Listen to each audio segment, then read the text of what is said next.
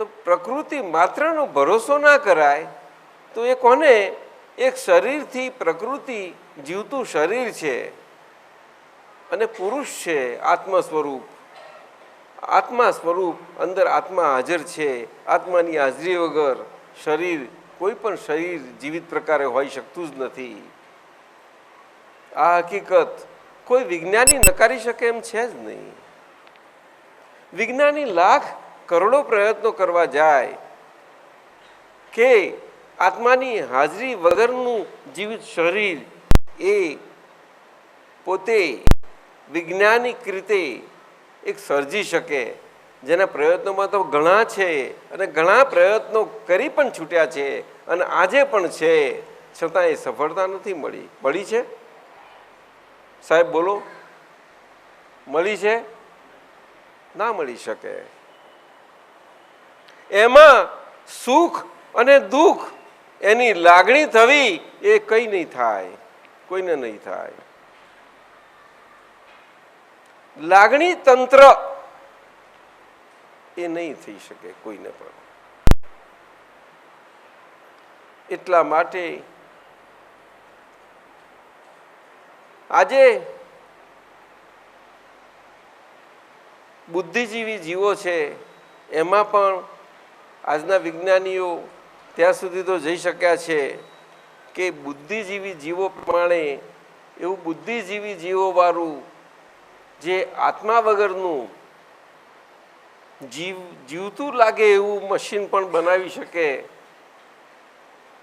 જેમાં બુદ્ધિ જેવા કાર્યો બધા કરી શકે. એવામાં બધા સક્સેસ છે, નથી એવું નહીં. અને જીવતા મનુષ્યો વિચાર કરતા થઈ ગયા છે, પ્રખરમાં પ્રખર બુદ્ધિશાળીઓ.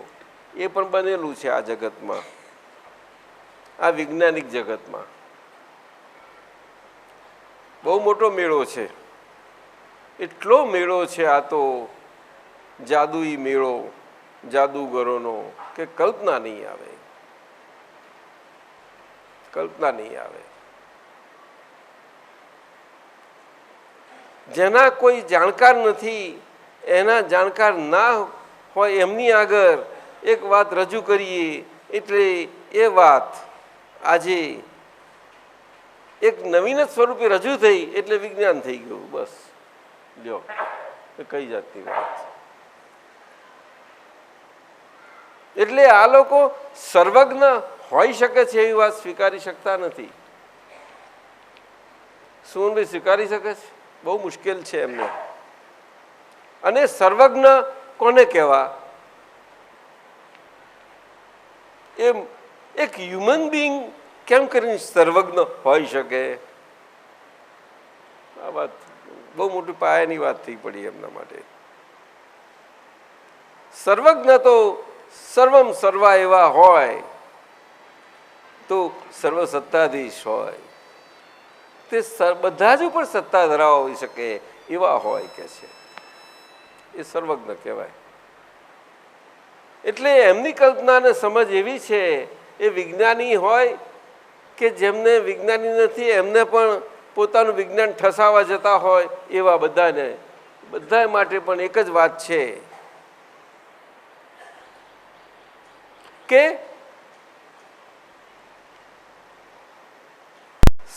સર્વસત્તાધીશ હોઈ શકે અને એ સત્તાધીશ બધા પાસે સત્તા ચલાવી શકે એવા હોય તે સર્વજ્ઞ હોય. નહીં તો સર્વજ્ઞ ના કહેવાય. એ સત્તા ચલાવી શકનારા હોવા જોઈએ, એવા ના ચલાવે. સત્તા હોય ને ચલાવી ના શકે પછી સત્તાધીશ કેવા? સત્તા હોય ને સત્તા વપરાય નહીં ને કોઈના પછી કે સત્તા કેમ નહીં? એટલે ત્યાં આગળ એમ જ એમ સમજે છે કે એ સર્વજ્ઞ છે, એ છે અને આપણે છીએ. એટલે એમના માટે પણ એવી કલ્પના, એમને એવું છે કે એમના માટે પણ એક એ પોતે સ્વયં સર્વસત્તાધીશ પણ છે, એમનો કોઈ ઉપરી નથી, પણ આપણે એના અંડરહેન્ડ છીએ. એટલે ઉપરી અંડરના સંબંધ સ્વરૂપે સર્વસત્તાધીશ છે એવું એ માને છે ને મનાવવા માગે છે. એ તો કુદરતી જ કુદરત છે ને, કુદરતી વાત છે બધે સારા વિશ્વમાં. ભારતમાં પણ બધે એ જ વ્યાપ્ત છે ને, ઓલ અરાઉન્ડ. અહીંયા આગળ આ પ્રકૃતિ અને પુરુષના સંબંધમાં આ વાત આવે છે કે પ્રકૃતિ માત્રનો ભરોસો ન કરાય. તે માણસ પોતે જે શરીરથી જીવી રહ્યો છે તે જીવિત શરીર જીવિત છે ત્યાં સુધી જીવિત છે. જીવિત નથી ત્યાર પછી એ શરીર નથી કહેવાતું. એ તો સારા જગતમાં પણ માન્ય છે. એ જ શરીર બીજા અર્થમાં કહેવાય છે કે નહીં? કે શરીર જ કહેવાય? શું કહેવાય? હે, શું કહેવાય? તા ડેડ બોડી.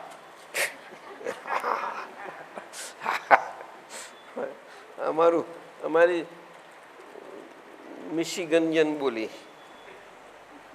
હે,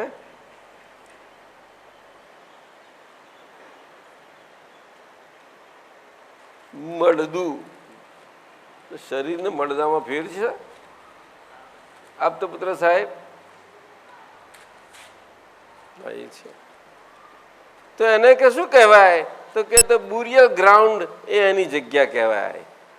તો home, beautiful house, sweet home એની જગ્યા નહીં? તો કે ના, લ્યો પંડ્યા સાહેબ આવું આજ સુધી વાલથી પ્યારથી બધું હાચવી પંપારથી રાખતા, હવે એમની જગ્યા નથી.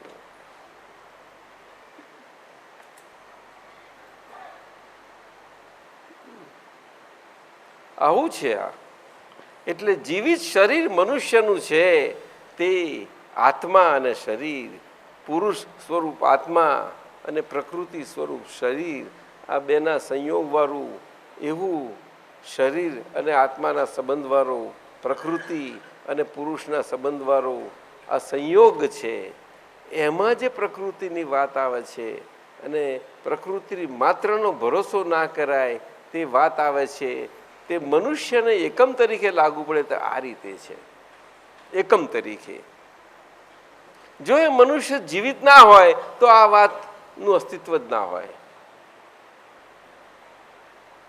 એ તો જે જીવિત છે એના માટે અસ્તિત્વ છે. પછી એ કોઈને લાગુ પડવા જાય તો ભીત ભૂલા છે.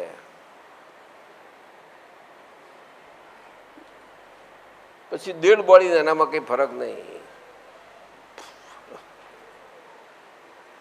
અમારા આપતા પુત્ર, વડીલ આપતા પુત્ર સાહેબ હશે છે. આપને શું લાગે છે? શું ભેદ પડ્યો? જીવિત શરીરને એનામાં શું ભેદ પડ્યો? જો એ એવું બોલવા જાય તો, બીજા પર લાગુ પડવા જાય તો કે શું ભરોસો કરે છે? ભરોસો કરી કે આટલું બધું ફસાયો તો હજુ એનું એ જ કર્યા કરે છે કે છે,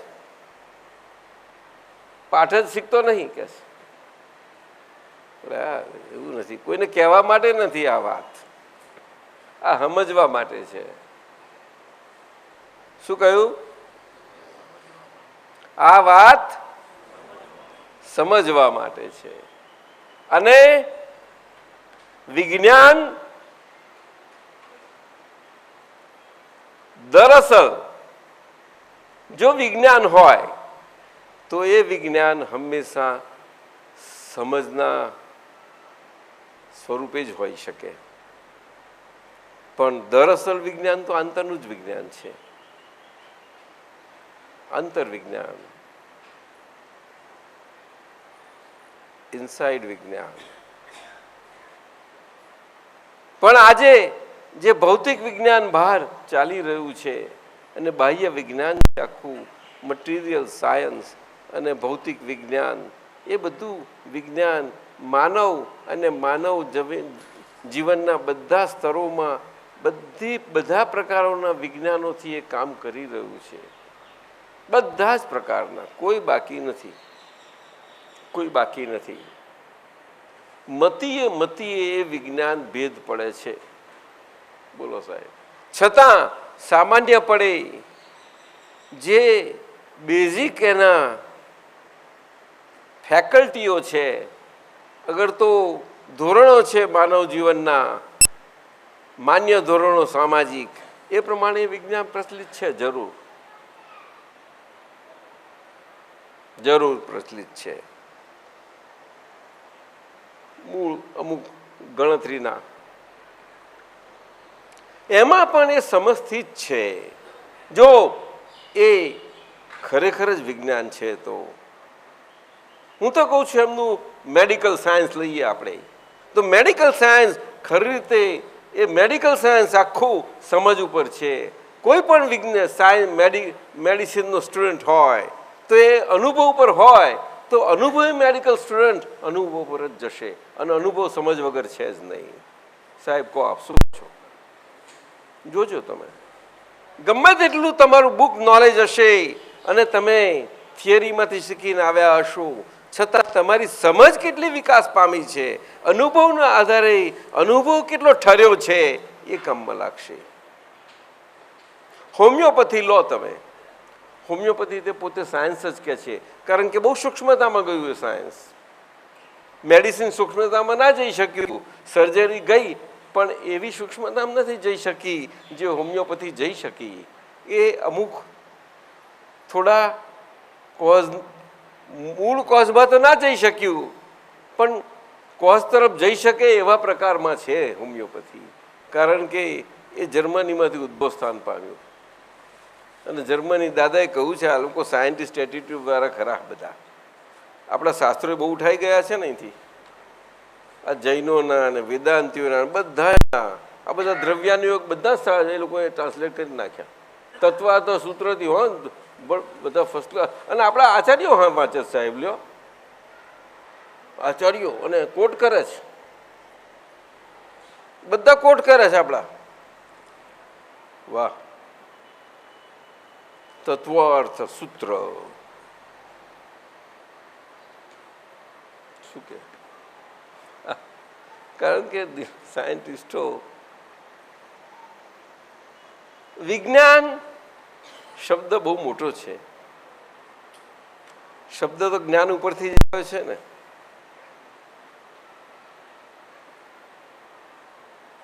જ્ઞાન ઉપરથી જ એ આખો ડેવલપ થયેલો શબ્દ છે વિજ્ઞાન, કે વિશેષ જ્ઞાન એટલે કે સમજણમાં આવેલું જ્ઞાન.